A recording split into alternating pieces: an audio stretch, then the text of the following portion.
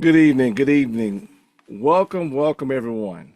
I'm so glad that you were able to join us on this evening for this month's webinar, TempleCare Matters, a National Baptist Convention USA Incorporated Hope Health Ministry. We thank all you all that are joining us here on Zoom and also the others that are watching across our different social media platforms. We do appreciate you all participating and feel free to share so that the people across the nation can be able to receive this wonderful information. I'm getting things kicked off. It's going to be a 1-2 punch tonight. You can have both of the minors here, and we certainly hope that you will be really learn much on this evening. All right, and now I'm going to turn it over to our top of the host, Sister Lottie Minor.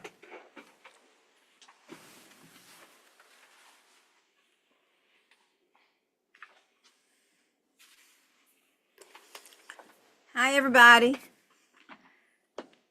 Good evening. Good evening. All right. So glad to be here.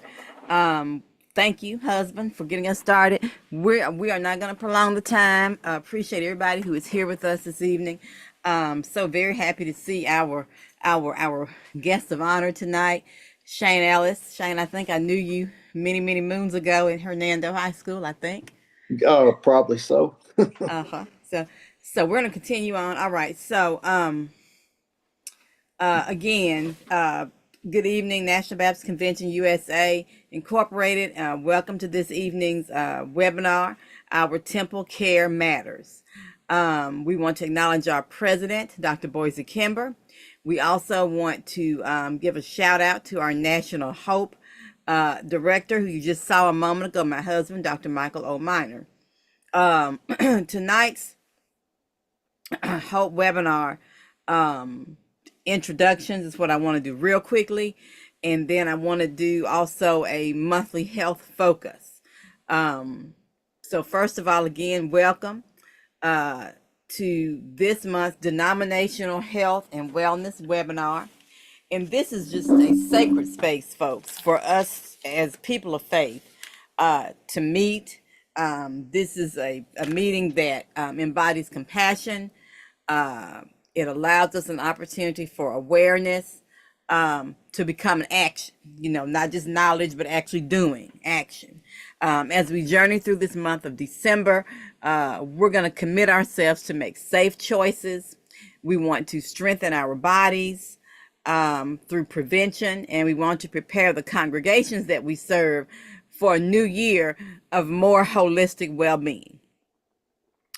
Some of the health observances for the month of December.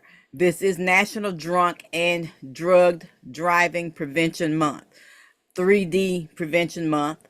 And we know that December, because of all the holidays and festivities, it calls us to make sober choices and to have safe travels.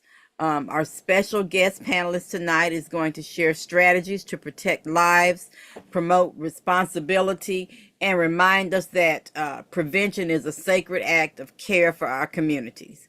I like to say, as the people of old used to say, an ounce of prevention beats a pound of cure. So we want to get in front of these potential problems. December is also National Influenza Vaccination. December the 8th through 12th is Vaccination Week. National Influenza Vaccination Week, December 8th through 12th. As flu season peaks, we encourage vaccinations for all ages, especially our elders, our children, and those who have chronic conditions. Churches can serve, as always, as the trusted voices, urging members to protect themselves and their loved ones through getting timely shots. That's very, very important. Also, we want to look at a preview for the month of January. January is National Volunteer Blood Donor Month. Looking ahead, January is an opportunity to celebrate life-saving heroes who donate blood. And this webinar is going to prepare congregations to host blood drives in the new year, highlight the power of faith communities, and meet urgent health needs. And then finally, our 2026 Suggested Health and Wellness Observance Overview. We're going to tonight provide a sneak preview of next year's calendar. We're going to offer some practical guidance on how ministries can integrate the monthly health observance themes into their worship, their outreach, their wellness planning, and the forward-looking resource equips churches to stay proactive and impactful. Gives you an opportunity to kind of know what's coming and to plan for it accordingly. All right. Again, I got to thank you again, everyone, for being with us, for joining us tonight. And as many of you know, this webinar is part of our continuing First Tuesday TempleCare Matters series that we've been doing for a very long time. And we're grateful for all of you for your ongoing support and engagement. All right, so we're going to do a little update on our respiratory infections. I don't even like to talk about them, but we must. So, COVID-19 activity is low. It's only 0.34% of the emergency room visits. The dominant strain is something called XFG family. We've gone through the alphabet with COVID. The symptoms of COVID are cough, fever, fatigue, and sore throat. And updated vaccines remain the keys for continued protection. So the numbers are low, but it is not gone. Keep that in mind. People still get COVID. Okay. The next thing, influenza, the flu, as we call it. Cases are surging nationally, especially in New York and Michigan. This particular strain is called H3N2 subclade K. Just another long name for the type of flu that's out there this year. Vaccines are effective. They still reduce hospitalizations. 70 to 75% of hospitalizations are reduced for children, and 30 to 40% of adults. Same thing with them. It keeps adults, particularly our older adults, out of the hospital. And some hospitals, because of the flu, are reinstating mask mandates. Okay. So bear that in mind. I would suggest that you should not wait for your hospital to mandate it. If you know the flu is raging and you have children or seniors in your circle, just put the mask on. It's only for a little while. Take it off when you leave. But we want to protect everybody. Okay. The next respiratory condition is the RSV. RSV is rising among children under 4 years old. And this is just the seasonal peak that we've seen with RSV over the last couple of years. A new antibody shot can cut infant hospitalizations by 80 to 90%. And vaccines also help older adults through protection, though the protection from that vaccine does wane over time. Again, it's rising among young children, but we know it's contagious. So if our children are around our seniors or around people who are already compromised, we know that can become a snowball. So just be careful. Our key takeaways here is that COVID-19 is low but persistent. So if you have not done your booster, remember that boosters do matter. The flu or influenza is making a sharp rise. Vaccinations still save lives. And then finally, RSV, infants and our elderly need protection. These new tools that are coming out are effective, even though, like I said, the vaccine does wane over time. But for those that fit those categories, please keep that in mind. So, with National Flu Vaccination Week this week underway, we're going to place special emphasis on flu awareness and protection. Guys, the flu is not the same as a bad cold. It can lead to serious health complications like pneumonia, hospitalizations, and even death, particularly for certain vulnerable populations. So vaccinations remain one of the most effective ways to protect ourselves and our loved ones, reducing the risk of flu-related hospitalizations and saving lives each year. Yeah, I could say much more on that, but I'm going to stay on script. Just keep those things in mind, folks. We want to protect our babies and our seniors. All right, so for this month's features, health observance, the December observance, National Drunk and Drug Driving Prevention Month. That's a mouthful. That's why we call it 3D or triple D. So every December, communities across the nation confront the sobering reality of impaired driving, which is a leading cause of preventable injury and death during the holiday season. An estimated 30% of all U.S. traffic fatalities involved alcohol-impaired drivers, and drug-impaired driving is an increasing concern, with nearly 12.6 million people reporting driving under the influence of illicit drugs in the past year. According to the National Highway Safety Administration, one person dies every 39 minutes in the United States due to drunk driving. So during the holiday periods, these numbers rise sharply, placing families and congregations at a much greater risk for tragedy. So our faith communities play a huge role in closing this gap. We want to promote sober choices and safe travel during the holidays.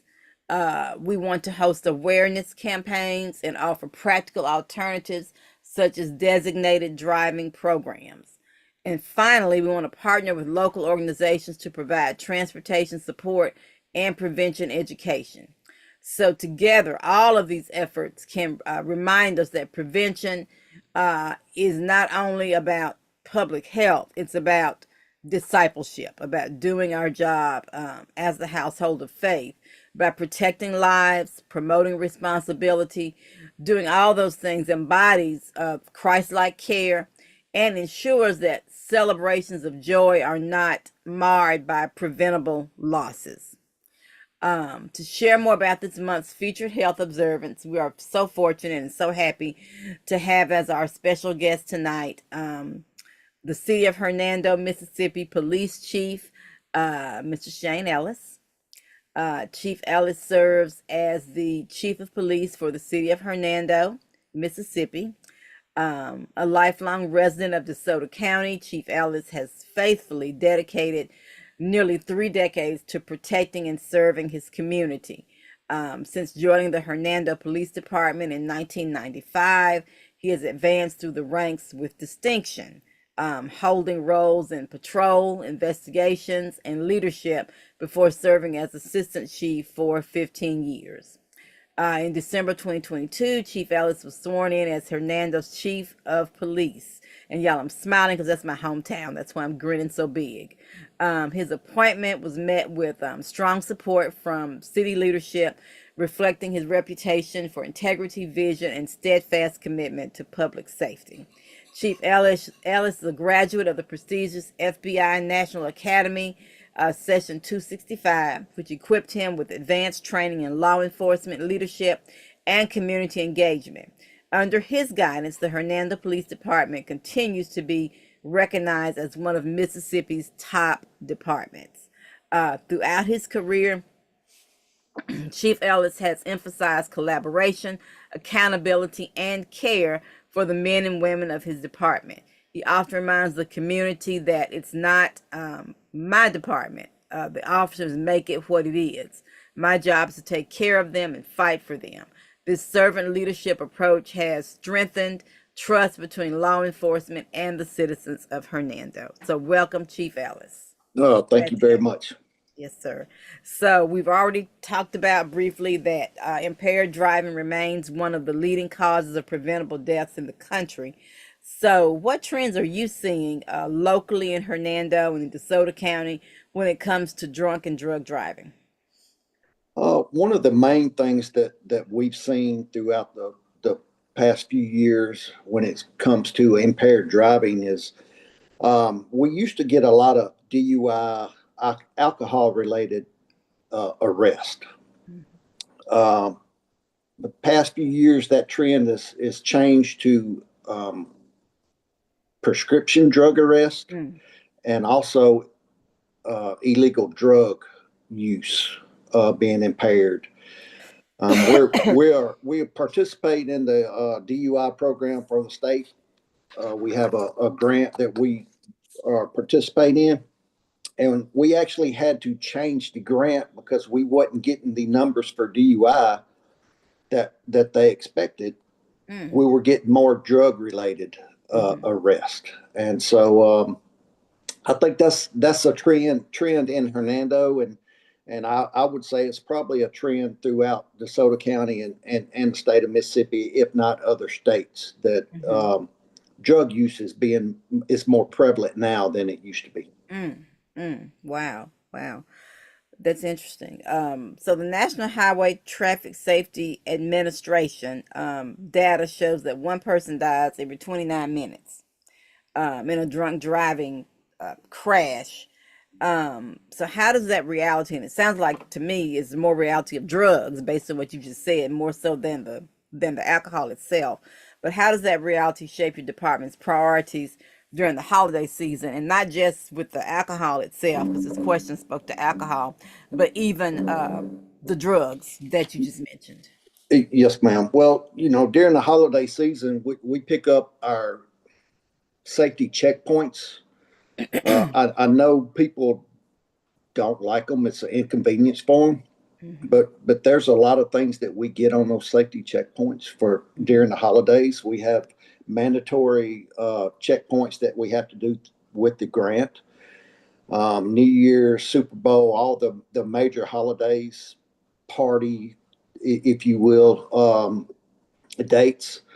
Um, Fortunately for us, I pulled the numbers before this meeting, and with our accidents and deaths, we had one from the fiscal year last year, only one death. So I mean, we're lucky that that's all it was. It possibly could have been a lot more, but we had one death. So with that being said, we're going to be out on the streets a lot more during the holidays.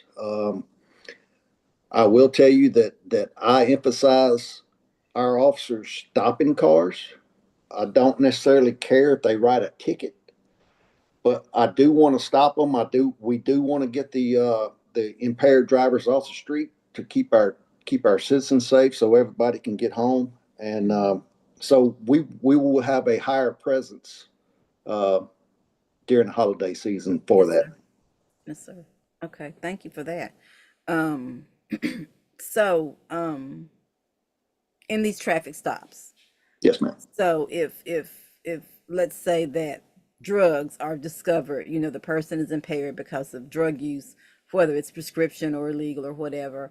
Um, are there special challenges that your officers face in detecting and addressing those drivers? Because it is different from alcohol. It is. We have a standardized test that we administer. We have to go through special training for that. It takes a while to get that training. Um, we I'm just going to use marijuana as an example because it's probably the most prevalent Mm-hmm. drug that we come across now. We can smell the presence of marijuana, Mm-hmm. and we can do the test, but we can't tell you how much is in that person's system. So I know there's a question about technology on here, but one of the challenges that we face is saying how much of the illegal drugs is in the system to cause them to be impaired. Um, and that's not just a challenge for us; that's a challenge for law enforcement nationwide. I mean, Mm-hmm. we can tell you that the presence was there, but Sure. we can't, like alcohol. We can say we have tests where you can say you have 0.08% alcohol in your breath. Marijuana, we do not have that. Wow. There's they're coming up with it. There's things in process for it, but as of right now, we don't have that. Mm-hmm. Wow. Wow. And that's probably nationwide that the technology just isn't there yet. Is that what It you're it saying? it's there. It's in the process of being tested. There's Mm-hmm. some places that do have that capability, Mm-hmm. but it takes a long process for it to Mm-hmm. be Sure. standardized where it's nationwide. Sure. Sure. Now, one of the harder things to prosecute, I would say, is prescription medication. Um, you have medication that says do not drive under this prescription or whatever, and people do, Of and they course. do it every day, and they don't think it affects them. Mm-hmm. But if you take that medication and you have a drink of alcohol, well, that's gonna affect you different. So Mm-hmm. you can have one alcoholic drink and be on this medication. We pull you over for whatever, and Mm-hmm. we do the standardized test on you, and you blow on a machine. Well, you might not blow over the legal limit, but your impairment is from your motor skills, and with the alcohol and your medication, when that's combined, that affects your fine motor skills, which you have to have driving. Um, but that's a hard one for us Wow. to prove impairment. When if Mm-hmm. they blow on the machine, they blow under, then we have to really be on our top game to get that prosecution through the Mm-hmm. courts. Mm-hmm. Wow. Wow. And it's not on the script, but it sounds like to me that's more about education, Yes, the ma'am. things that the churches do to educate people. Because 9 times out of 10, people who are taking prescription medicine and who are not addicted to it, who are taking it as prescribed, and they take one drink during the holidays, they would never think that Yes, they're ma'am. impaired unless they hear presentations like this. So thank you. Yes, ma'am. Thank you. And I think that hits most of us in some way. Yes, Yeah. ma'am. All righty. So we know that the faith communities are trusted voices. So from your perspective, how can the churches, how can the faith communities partner with law enforcement to promote sober choices? And when I say sober, I'm talking about drugs and alcohol, Yes, sober ma'am. from both, and safe travel during this busy month of December. And if this is applicable not only in Mississippi, but everywhere. Well, the churches do a really good job on educating um, people. Um, they can partner with law enforcement by setting up, I guess you could call it Uber drivers or Mm-hmm. designated drivers. If there's a function or a get together, and church members know that that's going on, Mm-hmm. set up, hey, rent a bus and say that we will take you back and forth for where you need to go. Mm-hmm. My son has driven a bus like that Mm-hmm. for weddings and stuff. The wedding party knew that they was going to Mm-hmm. be partaking. more than they should and probably be safe not to drive. They rented a bus, hired a driver, and got everybody home safely. Mm-hmm. Um, Mm-hmm. that's one way. Another way is just to you know I'm going to use the word preach, but teach that Mm-hmm. it's not a good thing to drink and drive. You know, years ago it was kind of a taboo to do it, and socially it's been accepted, Mm-hmm. and that has caused a lot of problems because everybody thinks it's okay, Mm-hmm. and it's not okay. It causes a lot of heartache, death, injuries, and as a society, we tend to think that it's okay to drink and drive when it actually is not. Mm-hmm. So I would recommend to just keep pushing the narrative that drinking and driving is not okay. Mm-hmm. And I'll say this in the faith community, particularly in the Baptist church, this is a National Baptist Convention call that we're on.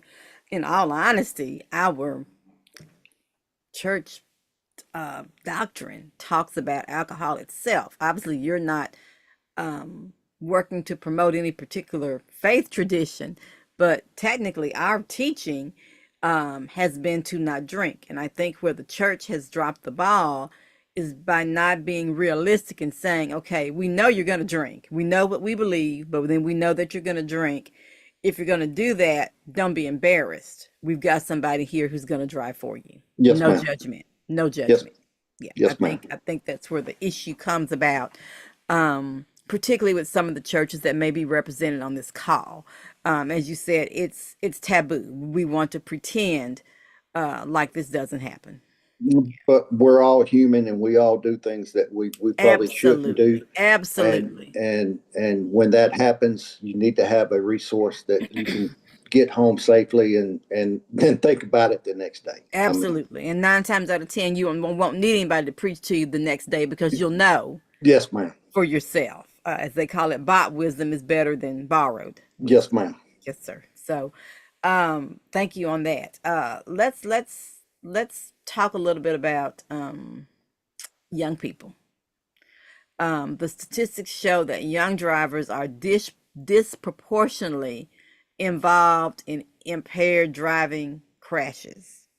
So, what prevention strategies are most effective in reaching teenagers and young adults in our communities? Well, we do a program at the high school. We try to reach the teenagers, where we do a prom promise during prom. We Mm-hmm. set up an accident scene. We have the fire department, medics, officers. Mm-hmm. Some of the students play parts in actually the driver or injured party to show them.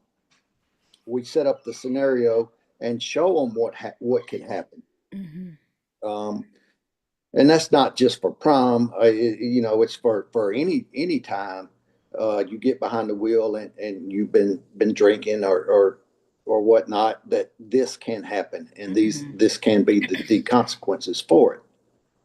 And there's been times that we've had the wing out there where they come and land, and I mean it shows the tragedy that can happen with a mistake Yes. or poor judgment. Mm-hmm.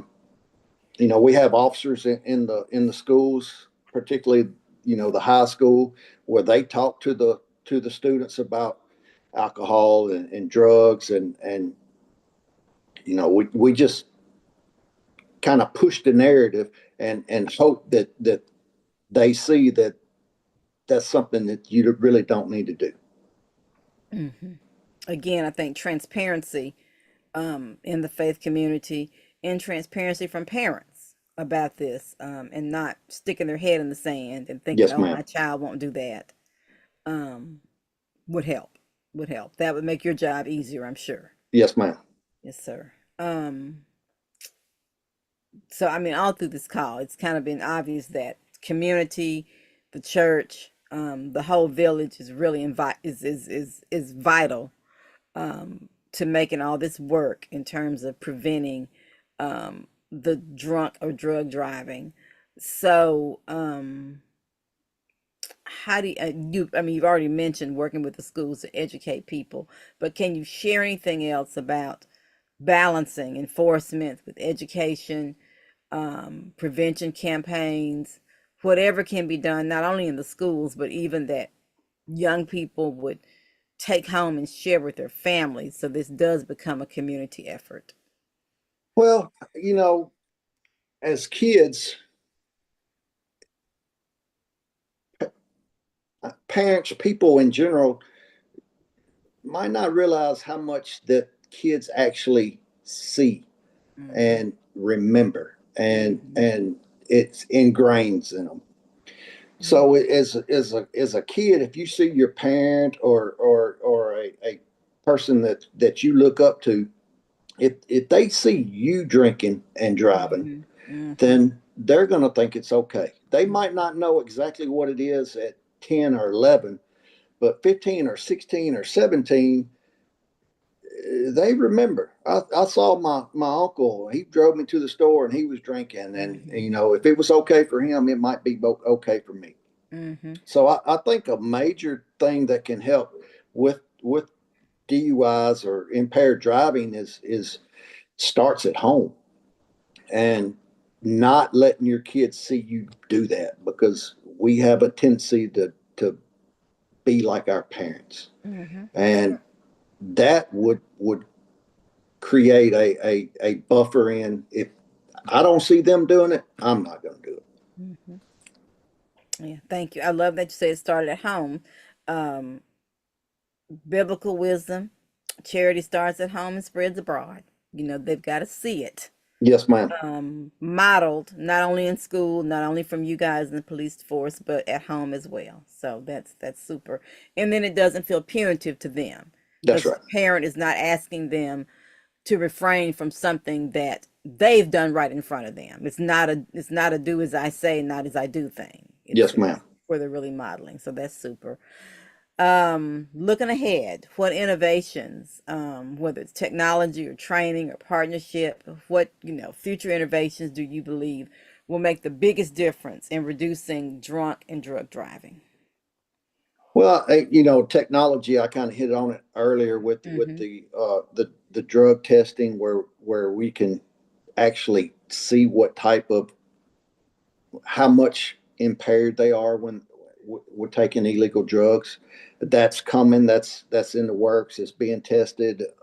That will play a major role on getting some people off the street that right now they might be close, but we can't prove it. Mm-hmm. Um, Training, we're always doing training, always finding better ways to detect impaired drivers. Um, Again, one of the major issues is not being able to tell how much is in somebody's system if they're on drugs. And with Mm-hmm. that technology coming, that will make a major difference in the apprehension of impaired drivers. Sure. That's great. That's super. That's absolutely wonderful. Um, last question, Chief Ellis. What message would you like to leave with our congregations tonight, as we commit to promoting, to protecting lives and promoting responsibility during the holiday season? Well, I just want y'all to know that we're going to be out there. We're going to be doing our job um, during the holidays. When it's not a holiday, Mm-hmm. we're here to protect and serve. Mm-hmm. Some people might not appreciate the checkpoints and the used to be called roadblocks. Yes. Um, but I mean, it's something that it's a tool that we use to get impaired drivers off the street. Um, Yes, sir. we're going to have a large presence. I mean, I have talked to a lot of people that come through Hernando, and speaking strictly for Hernando. Mm-hmm. And I tell them, I said, if you come through downtown and you don't see a police officer, I want to know, because I want the presence. I want the citizens to know that we're out there doing our job. Mm-hmm. And nobody's called and said they hadn't seen a police officer yet. So we're going to be visible. We're going to be active, and we're going to try to get everybody home for the holidays, and so Sure. they can enjoy it. The responsibility, as I said earlier, it starts at home. If if everybody did what they're supposed to do, we wouldn't have a job. Mm-hmm. But we're going to do the best that we can. That's great. That's absolutely wonderful. Thank you so much. We appreciate you. I think oftentimes we forget to say thank you to our Yeah, officers, because you guys do an awesome job with trying to keep our streets safe when it comes to drink and drug driving. And that's very, very important. So thank you so much. yes, ma'am. Thank you. Um, Tonight's discussion just is another reminder for us that impaired driving is not only a public safety issue, it's a matter of stewardship, it's a matter of compassion. Every choice that we make behind the wheel has the power to protect or harm. It has the power to take someone's life, potentially, including our own. So, as faith communities, we're called to model responsibility, to provide safe alternatives, and to stand with families during this holiday season. Together, we can break the cycle of preventable tragedy and build a future where celebrations are marked with joy and not loss and fear. So let's continue to encourage sober choices, promote safe travel, and embody Christ-like care in all that we do. Prevention is discipleship, and saving lives is part of our ministry. So, as we close our focus on safe choices this holiday season, let's look ahead with hope, preparing to celebrate life-saving heroes during January's National Volunteer Blood Donor Month. Again, this is an annual observance that gives every that reminds us that every donation is a gift of hope, sustaining patience in times of urgent need. Faith communities have a unique opportunity to lead the way, hosting blood drives that not only save lives but also embody the call to service and compassion. So, a couple of things about blood donor month.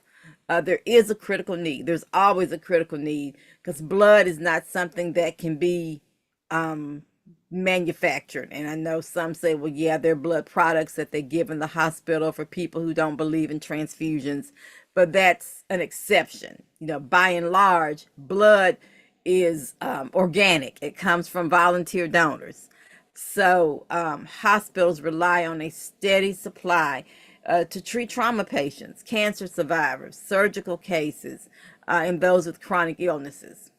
So this becomes more urgent in the winter months because there's a decline in donations. People don't go out and donate as much during the holidays, or maybe they're sick with the flu or COVID, or perhaps they're just busy with the holiday season, but the demand stays the same. Chief Ellis has already talked to us about the the potential for accidents, car accidents during the holidays, the increased potential because of people drinking more, and that creates a greater need for blood donations.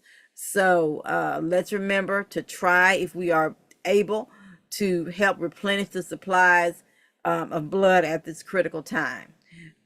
Congregations, churches, we can serve as trusted hubs, encouraging members to give and to participate with accredited organizations to ensure safe, effective blood drives. And we know there are a couple in the Mid-South. There's one in particular that we'll talk about when we go offline, because I do believe they have locations across the country. All right, so congregational preparedness. What should our churches be doing now? First of all, we can plan virtual blood drives in partnerships with AABB accredited centers. And I'm sorry, I can't tell you what the acronym means, but it means that the blood donation center is legitimate.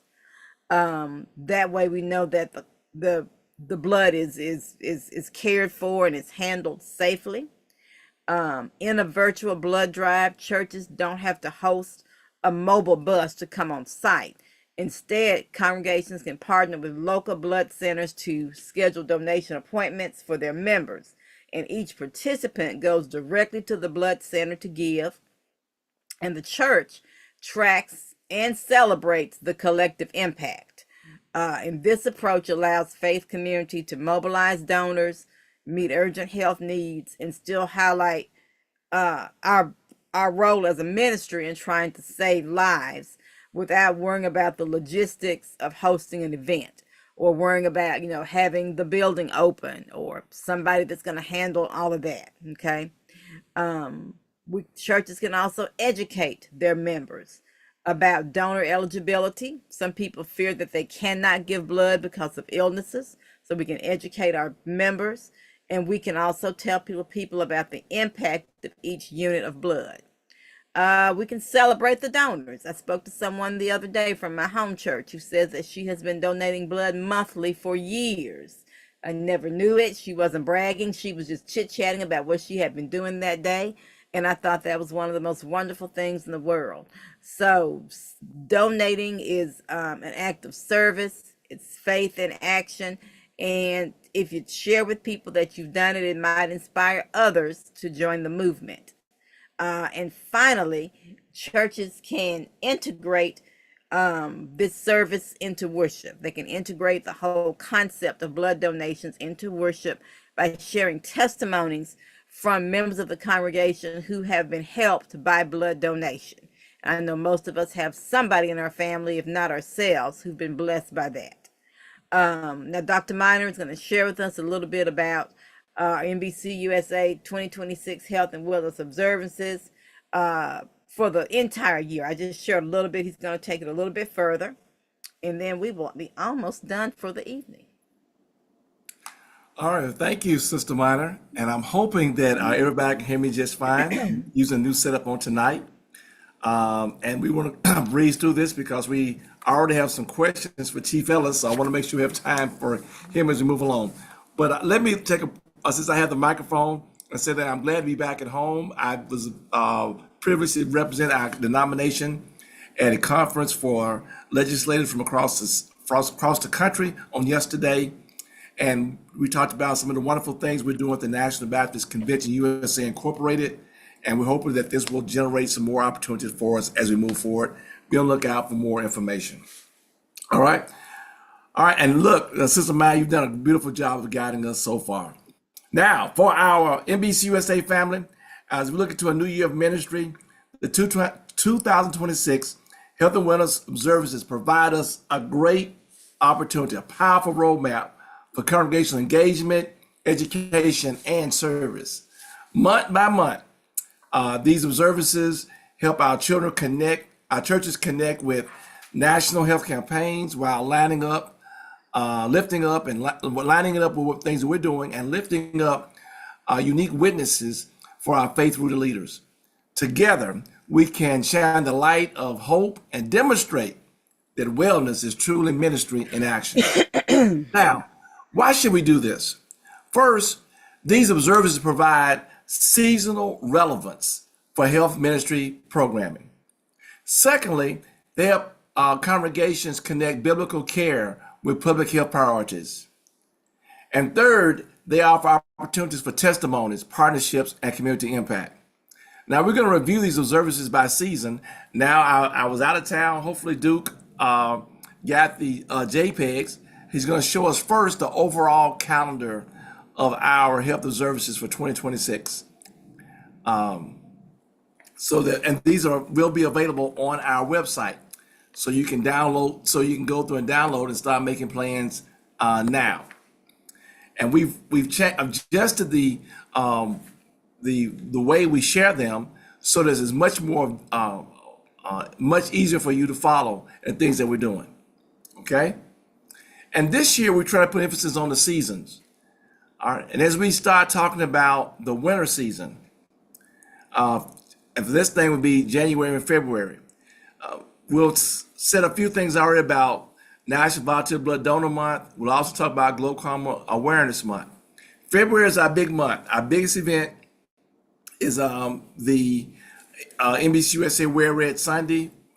We know that you already started making plans for that. Talking about women and heart health. We also on the first line talk about National Black HIV/AIDS Awareness Sunday, and of course and overall we talk about American Heart Month, and that's winter 2025, 2026, and we hope that you'll be promoting some of those observances. And as we transition from the winter into the spring, we go to colorectal cancer awareness and nutrition month, which leads us into the third Sunday. We talk about our Taste Test Sunday, where we have those healthy desserts as possible, the nutritional meals. We always amazed at the hard work that everybody, the churches all across the country do in sharing things. We love the pictures and others. And of course, we recognize Kidney Health Month. In April, we have a strong. We want to lift up and shout out to Pastor Andrew Miller, who's also an alderman in the city of Hernando, and his church, New Fellowship, that leads the way in our area with autism awareness. We're looking to do more with that across our churches on this coming year. And then in May is our big thing with stroke, and of course, we want to do something around mental health and Women's Health Week, which starts the week of Mother's Day. That's the spring. All right. Now we move over to the summer. It warms up. And the summer, of course, is our big thing in June, July, is our Summer of Health and Wellness VBS. Look, let's face something, everybody. A lot of our kids that they don't go to school, they miss a meal or two meals. So we continue to encourage our churches to not only have snacks, but be prepared to serve a meal during your VBS activities or your summer camp activities. We also are asking churches to talk to one another so that if any way possible that we can have different churches having different vacation Bible schools each week throughout the summer. And one thing I know that works for our children, if we keep them busy and these worthwhile activities, we can keep them from getting into the wrong thing. Of course, with Father's Day, it's Men's Health Month, and we will be celebrating our annual health fair as our National Baptist Congress in St. Louis. And of course, June and July is Fireworks Safety Month. July, we want to make sure to talk about our eyes and our skin with UV safety awareness. And of course, we get into August with immunization awareness and breastfeeding awareness. And then we come into the fall as things start to cool off a little bit. We're coming to the fall. September's a big month for us. We talk about childhood obesity, sickle cell awareness, which is our big event. The third Sunday is Sickle Cell Sabbath Sunday. And of course, the second Sunday, we look at our seniors, our seasoned saints, and the things we recognize from them. October, we just been joyed at the success of our church safety and security month. We hear about churches that are doing the fire drills, they're doing the things for an active shooter, for better, for worse, tornado drills. That has been working out very great for us, and our hats off to you. Our Sisters Against breast cancer walks this year was great. Look for even greater things in 2026.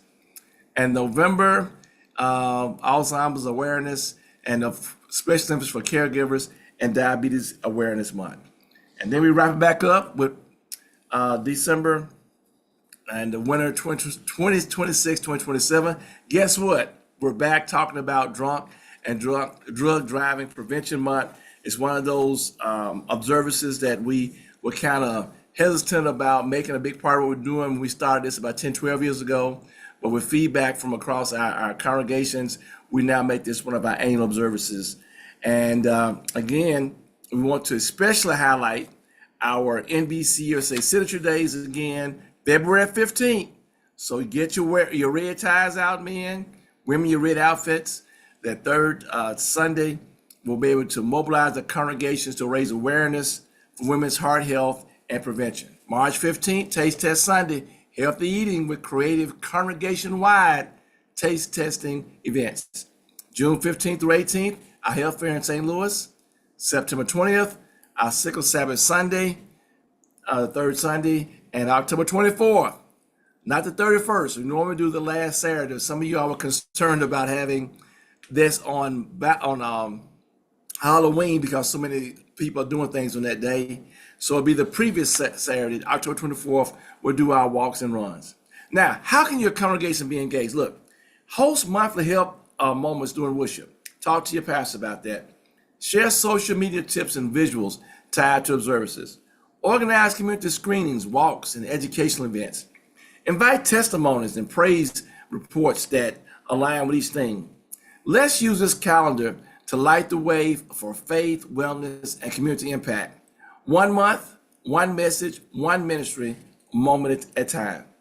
That's our overview. We'll be uploading toolkits for many of these suggested health and wellness services, so be on the lookout on our webpage. We look forward to you all sharing your stories and pictures of your local observances.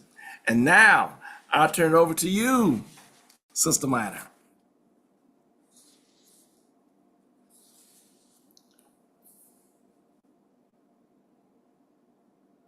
All right, Sister Minor, you unmute.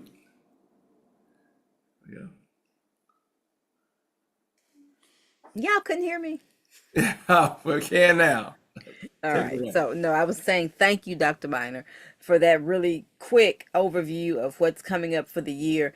Guys, we know you couldn't jot all that down. You couldn't remember all that. We're just kind of wetting your whistle a little bit, remind you of what we do each year. And, all that's going to be available on our website and our toolkits and all that.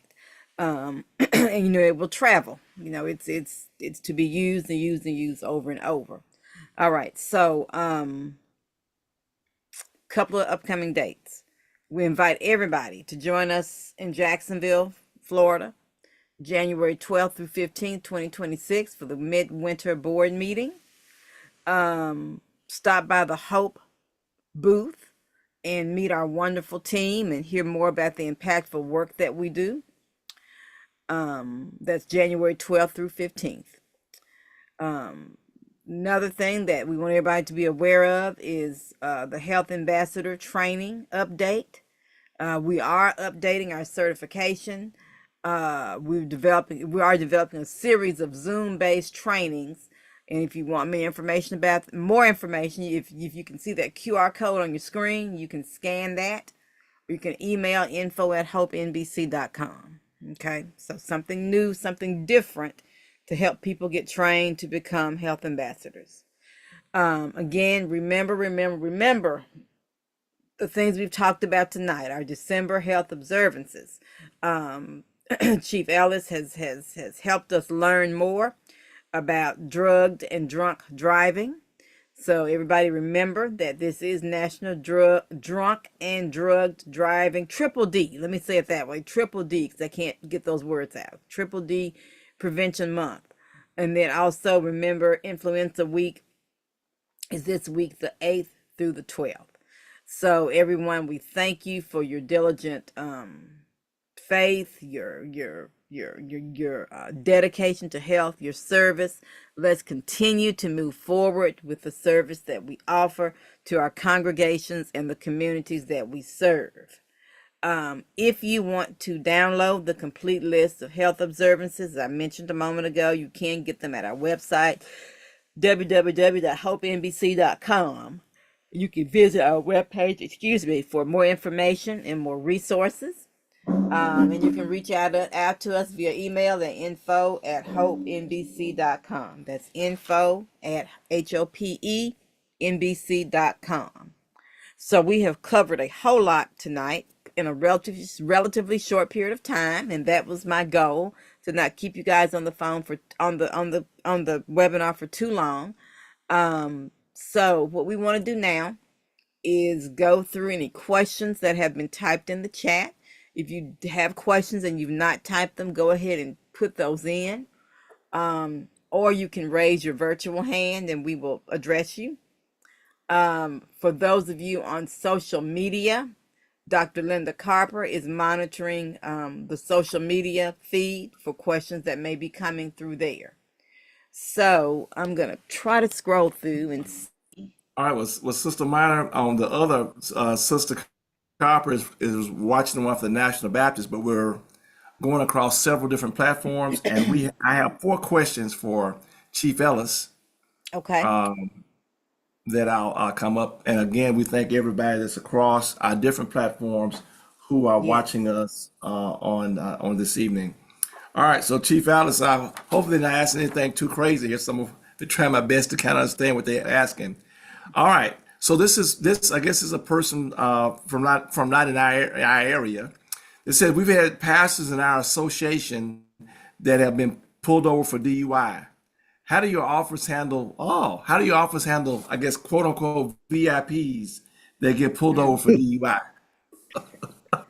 That's funny. Okay. I mean, it's not funny, but how they It Well, put is it. funny. It is I, funny. It's crazy, I, but I'll it's I'll legitimate. I'll tell you what we as the Hernando Police Department um,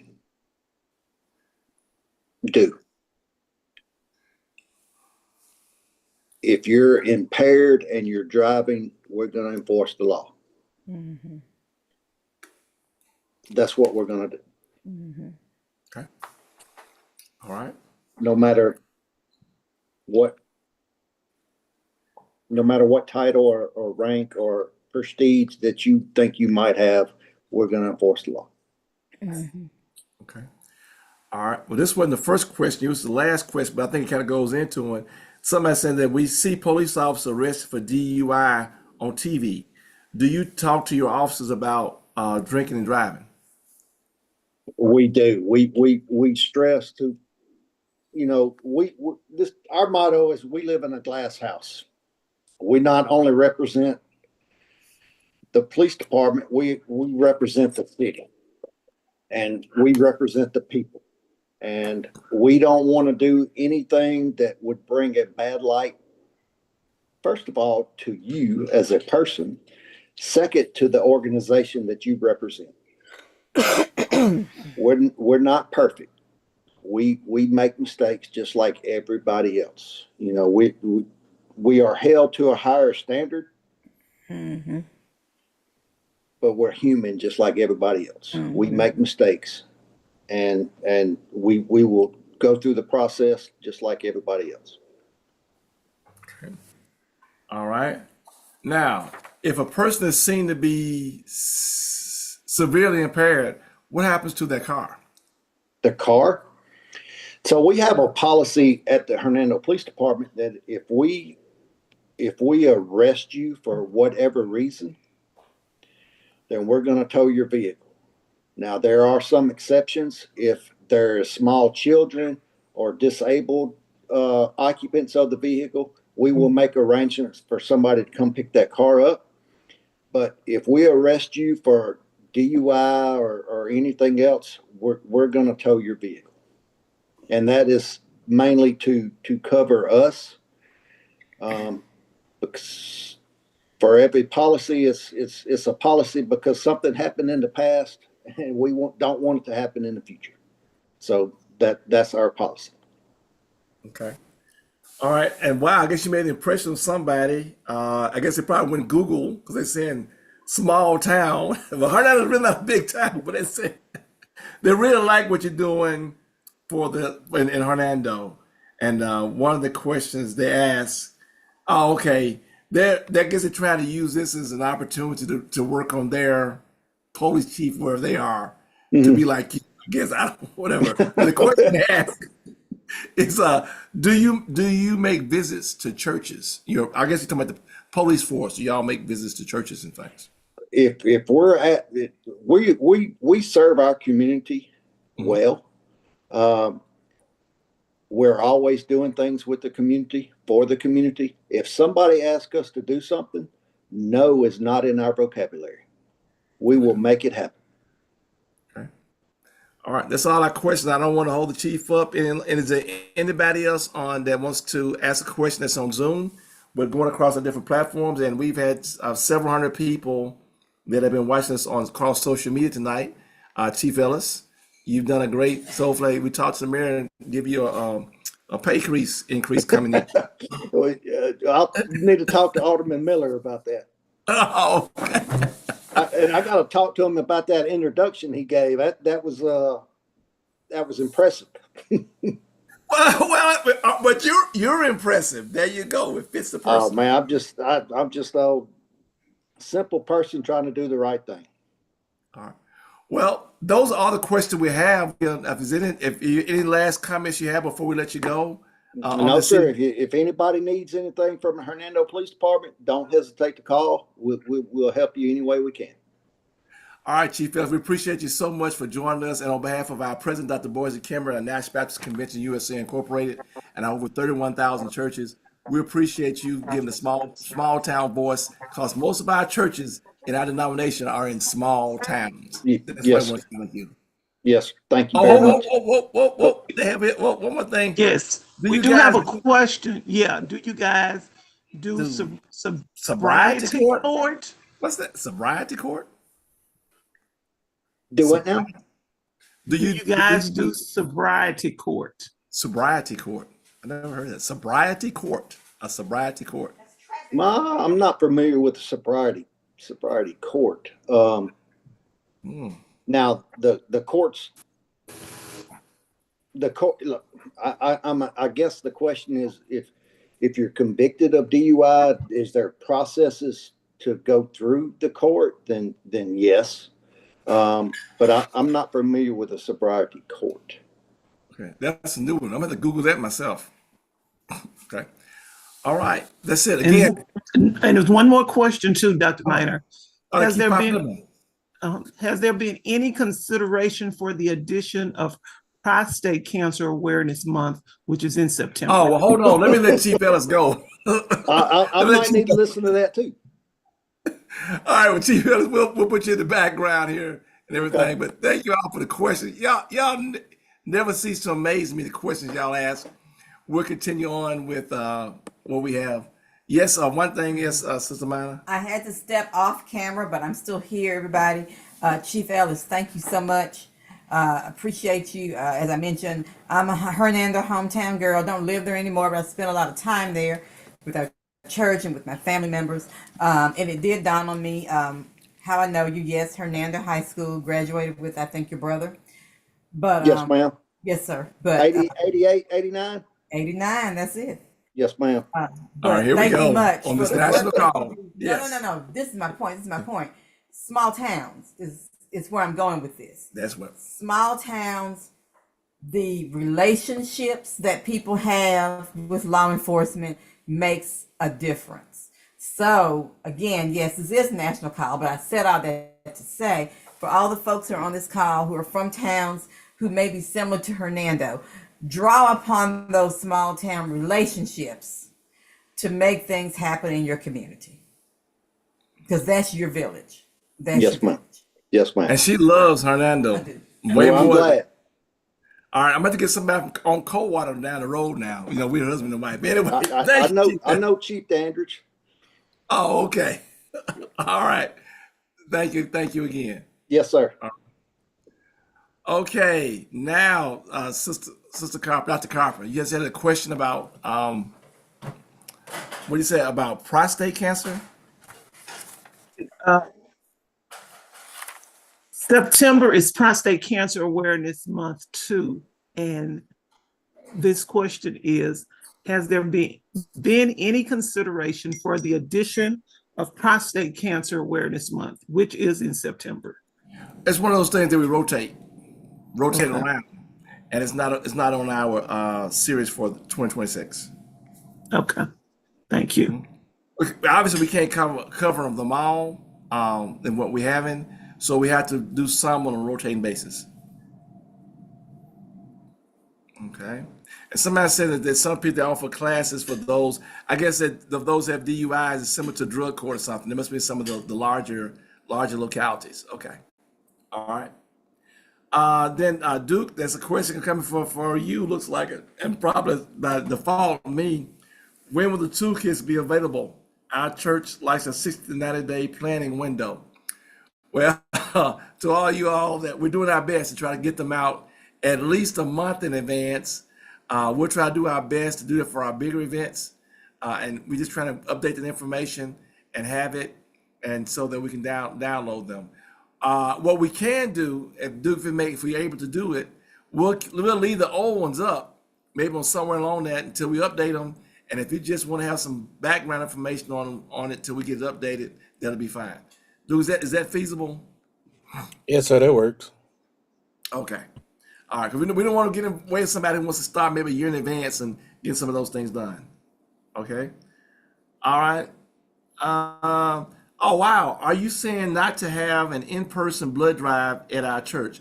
No, we're not saying that. If you want to invite them to come and do it, by all means do so. But what we're saying is that we've heard from both sides of it, those from the blood donations organizations and those who are planning them, that a lot of people just don't show up, and it's just a lot of efforts and very few results. So if you can make it happen by bringing the bus, the mobile bus out there, wherever they have, that's great. But we're just saying by doing it virtually, and Sister Mana really shared that out. We'll try to take what she said and develop a one-pager so you have it, so that you can just work with the local blood donation center, schedule the people, and then you can celebrate your folks from your congregation to go out and get that done. Or you could do hybrid, do both. Okay, Sister Mouth, true. You can do both. You can do them in person, and you can schedule them. The bottom line is that after the holidays, there's a shortage of blood, and we need it. And I am here today because of blood donations. When I was sick back in 2000, I guess it's 2005 now. Blood donations kept me alive. So I'm very cognizant of how important it is for us to give. All right. Okay, all right. That's all the ones that have. Dr. Carpenter, anything else across? I was trying to check all our pages for any other updates. Is there No, anything? sir, that's it.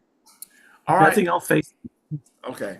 Well, I tell you, National Baptist Convention, yeah, family, y'all always give us some questions that challenge us.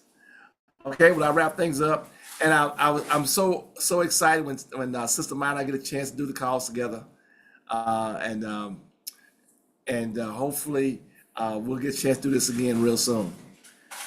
All right, what's coming up? What's coming up? What's coming up? All right, so thank you for your thoughtful questions and comments. This includes our Q&A section. We want you to join us next month, January 6th.